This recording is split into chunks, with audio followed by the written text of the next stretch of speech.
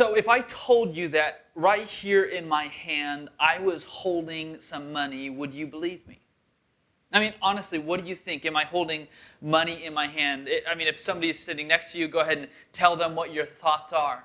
Okay, make your guess. Are you ready? Because I am about to destroy everyone's faith. All right, here we go. In my hand, I am holding a $1 bill. Now, I know that's not much. But the reason I said that I was going to destroy everyone's faith is because when knowledge comes in, faith is no longer needed. You don't have to take me at my word because you can see it for yourself. Paul says this in 1 Corinthians 13. He says, "For we see in a mirror dimly, but then face to face. Now I know in part, then I shall know fully, even as I have been fully known." In essence, faith is like looking into a dim mirror. We can make out the shapes and the shadows, but we lack that crystal clear clarity that we want. We live today with a dimness, right? What we may call doubt. And that's not necessarily a bad thing. It is, believe it or not, the environment that makes walking by faith possible. Doubt creates this desire for knowing, for seeking clarity, for searching. Doubt creates this desire within us to rub away the fog from the mirror, to see more clearly. And that choice to learn, to know, is a choice to walk by faith. It's a choice that says, I believe that what is on the other side of this mirror that we see in part is worth spending the rest of my life gazing into to figure out.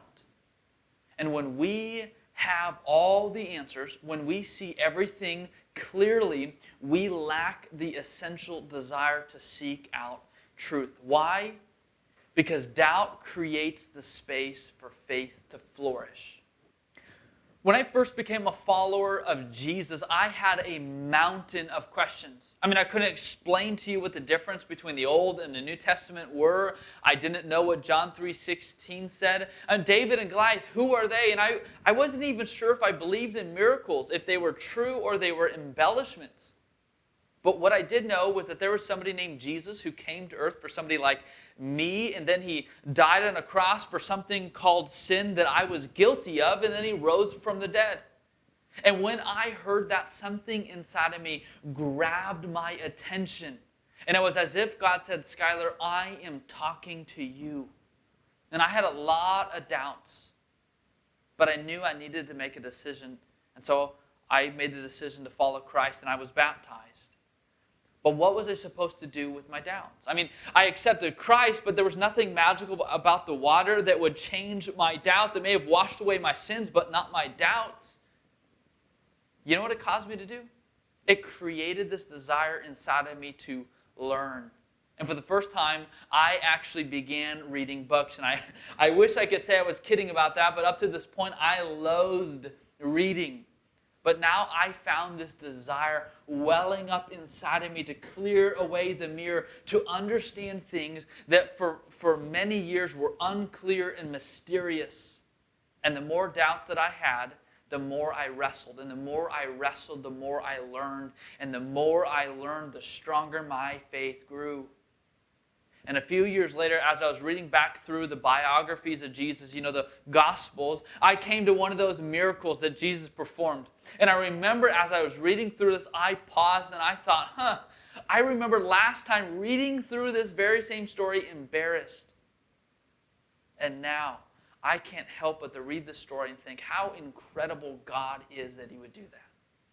And somewhere over the course of time, I went from this place of disbelief to this place of belief. And the craziest thing about that all was it was so gradual that I didn't even realize it. But here's what I did realize. Doubt created the space for my faith to flourish. And now I imagine some of you would scoff at this very topic of faith and even see my opening illustration as confirming your suspicion. Faith is blind. It's this irrational belief in something when evidence lacks. And let me be the first to say, my faith has never been this childish belief system that I've inherited, nor has it ever been something that I've looked at when the evidence is lacking and go, well, I'm just going to believe anyways. I've never done that. I've never thought that. And the surprising thing is, neither does the Bible. The Bible doesn't tell us to have this blind trust, this blind faith when evidence is lacking. That is not what faith is. I love how the Oxford professor of mathematics said it. John Lennox put it like this. He said, faith is a response to evidence, not a rejoicing in the absence of evidence. Contrary to what a lot of people believe about the Christian faith and belief in God and its relationships to the subject of like science, history, and philosophy, there is actually a resurgence for belief in God among university professors and academic circles. This led Quinton Smith, an atheist philosopher who taught philosophy at Western and Michigan University, to, in essence, conclude that theism, that is, the belief in God, is taking over the arena of philosophy. And imagine just for a moment that you can somehow gather together all the educated men and women who teach these classes into a room and ask them, hey, if the reason you believe in God was because you went against all of your academic training to blindly believe in something because the evidence was lacking, what kind of response do you think they're going to give you? I mean, I'm just going to go out on a limb and say that they would probably tell you that their faith is just as rational, just as intelligent, and has just as much evidence as their atheist colleagues. And I say all that to say, contrary to the popular opinion about doubt, doubt creates the space for our faith to flourish. I mean, this is true for me personally, but it's also true for professors at Oxford and across the street from you. But not only that, but doubt appears in the Bible as this normal part of what faith on earth looks like. Your doubt, if you will let them, can become the accelerator to your faith. But that was last week's message. Today I want to talk about the different kinds of doubts that we have. The different kind of responses that we should have to different doubt. And given that we're all on the same page about this, that we all can see that doubt can have a positive growth in our faith, and that doubt is a normal picture of the landscape of faith in Scripture, is all doubt the same? Alistair McGrath, who's a professor of historical theology at Oxford University, he's written a lot of helpful books on the subject of doubt. He wrote a book called Doubting, right? Growing Through the Uncertainties of Faith. And in that book, he likens doubt to human personalities. That just as you can take a personality test, whether that's the Myers-Briggs, the DISC profile, Strength Finders, or even the Enneagram, you will soon come to see that there is about as different personalities in the world as there is people. And the same is true with doubt.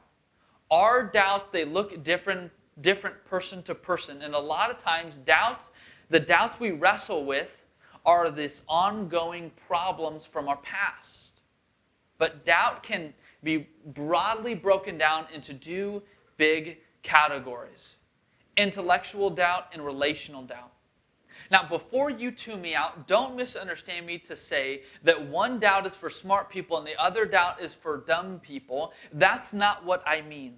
Intellectual doubts are doubts about things being real and true, right? Does God exist? Is there such a thing as sin? Did Jesus rise from the dead? Is bacon really all that bad, right? These are intellectual doubts. This kind of doubt is what we see with somebody like Thomas, who's wrestling with Jesus' resurrection. John 20:25 says this, "So the other disciple told him, 'We've seen the Lord.' But he said to them, 'Unless I see the nail marks in his hands and put my finger where the nails were and put my hand into his side, I will not believe.'" Thomas is wrestling with intellectual doubt. The other kind of doubt is relational doubt, and it's slightly different. Thomas' doubt is something happening. Relational doubt is doubting someone. It's the kind of doubt that's centered on the trustworthiness of someone. Is God really good? Will God keep His promises? Are Christians honest? Can I really trust the door greeters at Walmart to really sanitizing those shopping carts? These doubts are doubts about the trustworthiness of someone. And for most of us, not all, we find ourselves wrestling with relational doubts. I mean, if God is all good, then why did he let this person die? I mean, does God really love me? Will God really forgive me? For others, doubt centers on this intellectual area. Believing or not believing in an invisible, all-powerful creator God. And for others, it's kind of a mix of both. I mean, and it's important for us to realize that doubt is as diverse as personalities and as common as the flu. And in my opinion, it is so important for us to distinguish between the two kinds of doubts because it helps us understand how to approach them, how to approach people, even ourselves. For those who have intellectual doubts, they're not going to want a pat answer and a cold cup of water. For others who are going through relational doubt, going through a really challenging season in their life, they're probably looking for support and reassurance, not an exposition on the ontological argument. And it is also important for ourselves to see where we are on the spectrum of doubt that we wrestle with so that we can seek good answers. So those are the two kind of broad categories of doubt, intellectual doubt and relational doubt. But what are the different kinds of doubts that we find within them? Let me give you 4 of the most common doubts that we experience. Emotional doubts, doubts of ignorance, doubts from assumption, and doubts of the will or willful doubt. Now let's unpack these. And as we do, what I want you to do is I want you to begin to identify which doubt rings true for you. Emotional doubts, they are what they sound like. They are feelings that lead us to doubt. These are doubts that we wrestle with concerning, like the death of a loved one or unanswered prayer, frustrations with life, unfortunate circumstances, fears, loneliness, discouragement. I notice that for myself, I find a peak in loneliness when I get discouraging news and it's a cold and cloudy day. I can anticipate on those kind of days I'm going to be wrestling with doubt. This kind of doubt comes from deep within us. We don't doubt because logic failed us. We doubt because life feels unfair to us. A good example of this is Job. Job, as some of you are aware of, was a guy in the Old Testament who Satan threw the worst at him because he believed that Job was only faithful because Job was privileged. And boy, did he go through the ringer. He loses everything, his house, family, and his skin is like crawling with blisters, and it is bad. But he never once lost his faith in God, and yet he wrestled deeply with his doubts. He wrestled with God's fairness to him. This is emotional doubt. Liberty University did a survey, and they wanted to find out what kind of doubts people wrestle with. And they found that 80% of adults, they wrestle with emotional doubts. What that means is that if I were sitting in your living room as you were watching this, I would find you physically nodding your head to these descriptions. The second kind of doubt is doubt of ignorance. Sometimes we haven't done our investigation, our research on what we believe in, and then comes along somebody who challenges what we believe, and we've taken it at face value, and so now we're kind of at an odd spot. We don't have an answer, and what was said seems reasonable, and so we begin to wrestle with what is it that I believe is true, or is what they said true, and so we wrestle with doubts. A few that gets kind of tossed at Christians is I can't believe the Bible because it's so full of contradictions, or I can't believe in a God who would allow a child to die, or I can't accept a religion that thinks everybody else's beliefs are wrong but their own. And when you haven't, looked at the apparent contradictions in the Bible, or when you haven't wrestled with how can God be good in the face of evil and suffering, or why do Christians claim that Jesus is the only way, it can throw you for a loop. The third kind of doubt are doubts of assumptions. This happens when we do not distinguish between fact and assumption. We come to a belief making all kinds of assumptions, but we fail to ask, is this really how I should understand it? We assume things about a belief, but we fail to look at if this is actually true or if people actually believe this. We make all kinds of assumptions. So, for example, some people will reject the idea of faith because they wrongly assume that faith is about believing in something in spite of all the evidence. That is an assumption that is not even, that most people don't even hold true. Another example is when people come to the Bible thinking that the only thing that are real is the natural things in this world and things that we can see, taste, touch. And so when we come to the Bible with this kind of assumption, in our minds we have convinced ourselves that things like God, miracles, or supernatural worlds, they do not exist. Many people, they will have doubts with what the Bible says. Why? Because they have underlying assumptions. And a good example of this in the Bible is John 1.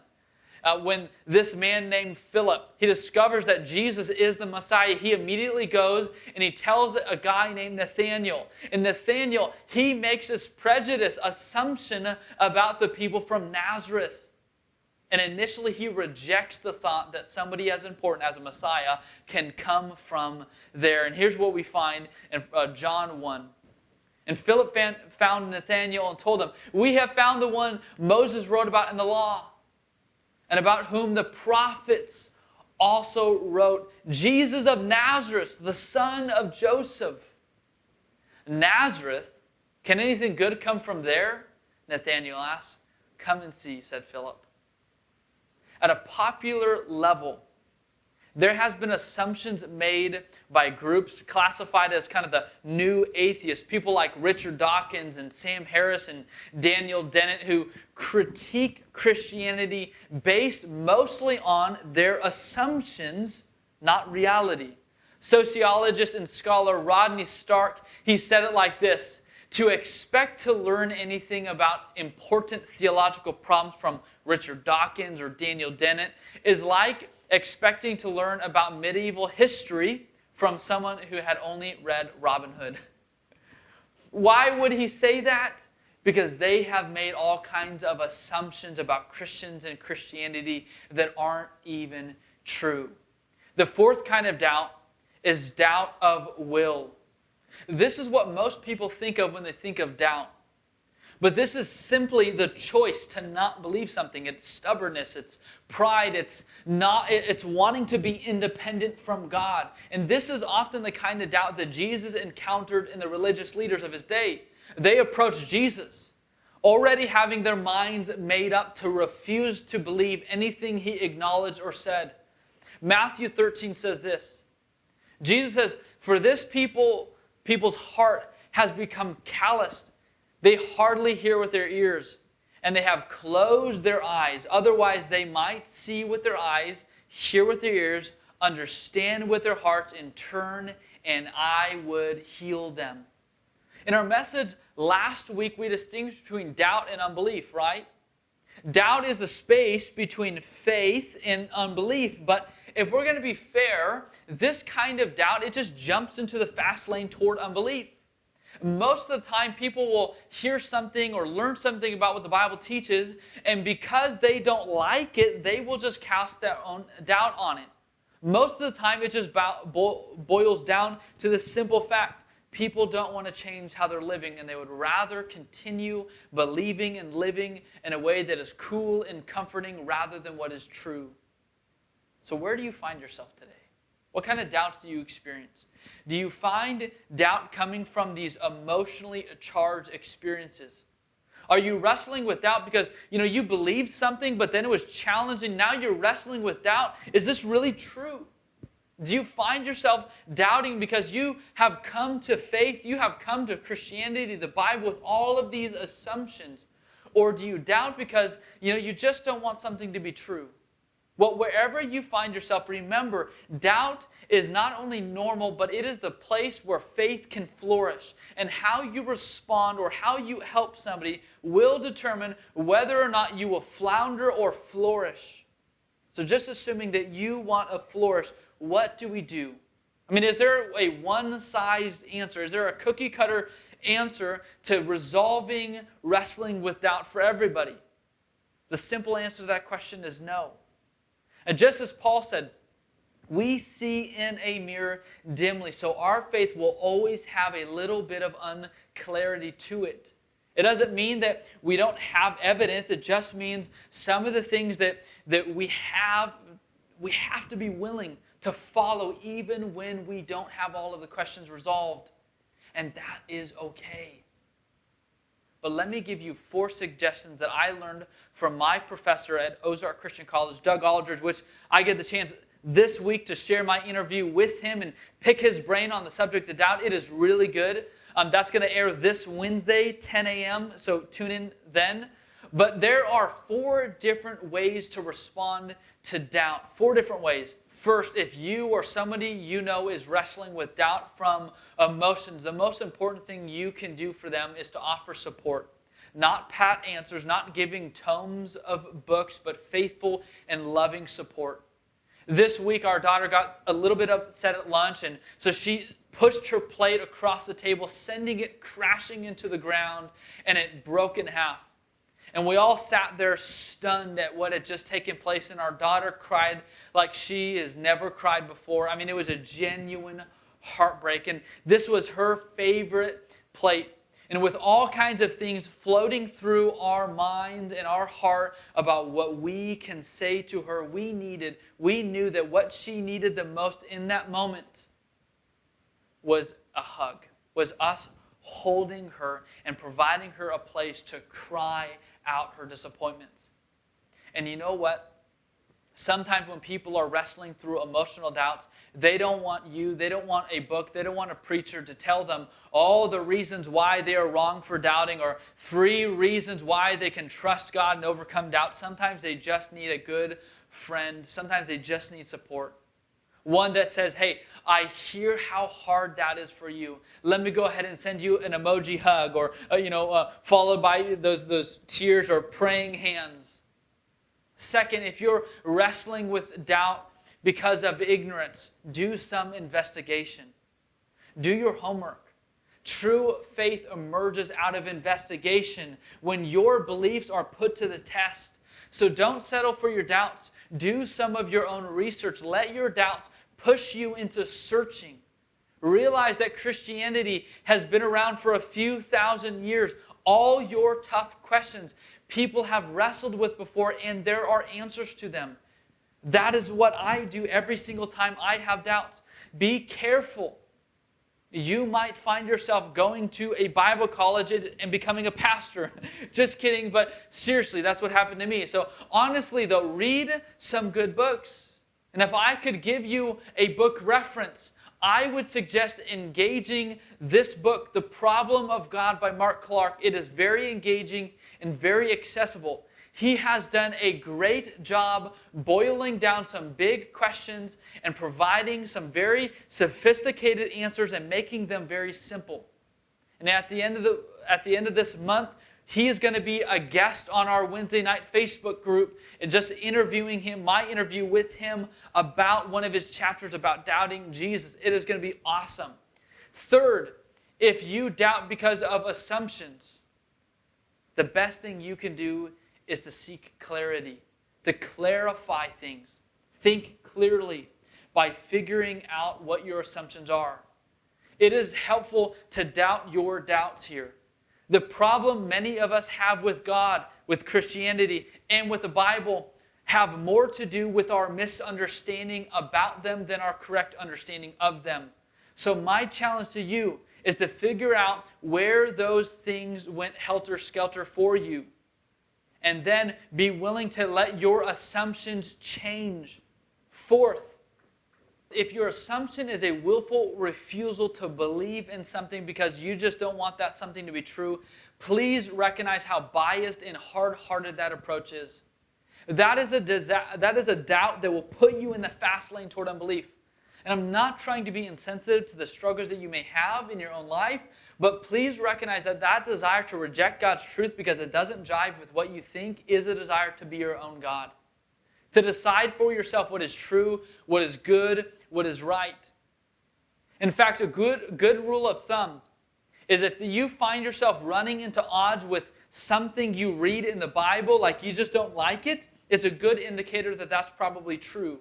Timothy Keller, he once pointed out that if there really is a holy God who transcends every human culture, that he is a God who is beyond human culture, then we would expect that at some point with every human culture, there would be things that are countercultural for every person about God. And a good indicator that you have found the real God is when you find yourself wrestling with a truth you don't like. If God really exists and humans are really as sinful as the Bible describes, we would expect there to be a fault line between what we believe and who God is. We would expect there to be a difference between our culture and God. We would expect this. We would expect some kind of rub with everyone somewhere. And if we come to a place where the God we believe in agrees with everything that we say, everything that we think, it's a good indicator that the God that we believe in is a God we have made up. And the Bible's answer to this kind of doubt is to repent. Change your heart. Change your mindset on this. You don't have to like everything that God says. I didn't like everything that my parents told me growing up, but it didn't make what they said wrong. It didn't make what they said untrue. It didn't make what they said unloving. The difference with God is that He is pure. His motivations are good, and our response to Him carries eternal weight. It carries eternal significance. Wherever you find yourself today, I want you to know that Jesus died on the cross for you, and He rose from the dead, not to answer all of our questions, but to rescue us from something fundamentally worse than our doubts. And the place that we find ourselves when we doubt is a great opportunity for us to grow. Why? Because doubt creates the space to flourish, to seek fellowship. So seek to read books. Seek to identify your assumptions. Seek to repent if you need to. But above all other things, realize that walking by faith involves wrestling with doubt. So whatever you do, take your next step and walk by faith. Hey, I want to say thank you so much for joining us online. Do me a favor real quick. If this message was helpful or encouraging to you in any way, I want to ask you just to take a couple moments, like this video, and then share this video.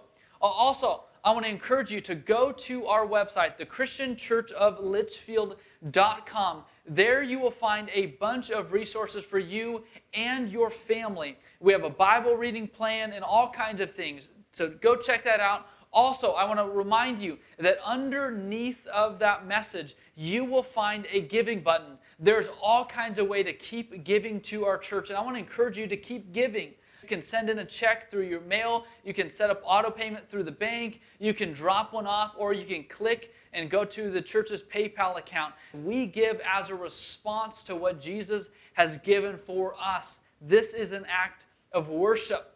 Also, something else that I'm doing, many of you are already well aware of, is every Wednesday I hop on Facebook Live and I do a Facebook Live video. Well, last week we started something brand new. I started interviewing different people. Last week I interviewed the president of College Press Publishing. This week I get to interview the academic dean at Ozark Christian College, Doug Aldridge. It is incredible. We get to dive deeper on this topic of doubt. You will be so sad if you miss that conversation. So join us 10 a.m. on Facebook Live this coming Wednesday. Next week, we're going to dive more into more detail on doubt. We're going to talk about doubt about God. So I hope you will join us next week and even this Wednesday. I'm looking forward to seeing you then. God bless.